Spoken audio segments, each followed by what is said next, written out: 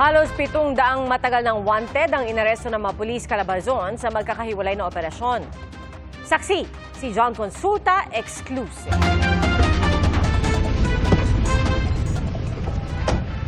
Nang makumpirma ng mga pulis na pasakay na ng Roro ang kanilang target sa Dinahican Port sa Infanta, Quezon, agad silang kumilos para huliin ito. Ikaw ay may karapatang manahimik o magsawa ng tibok. Ano man ang iyong sasabihin, pwede maglaban sa'yo.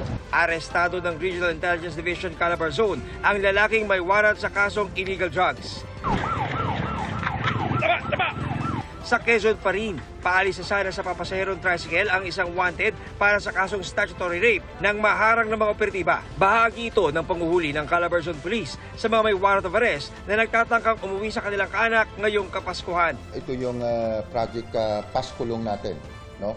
Na yung mga kapulisan natin is magkagalugad, no? Not only here in Calabarzon but in other regions doon sa mga most wanted natin. Sa Iloilo, kinailangan pang tumawid ng dagat ang mga operatiba para mahuli ang wanted din sa kasong rape. Inaresto ka namin sa salang statutory rape. May karapatan kang manahimik.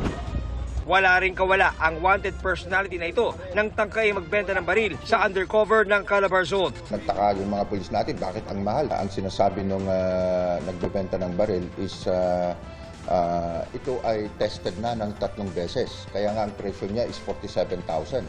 Mula December 1 hanggang kahapon, bispiras ng Pasko, umabot sa 679 ang mga wanted personality na inaresto ng Calabarzon Police.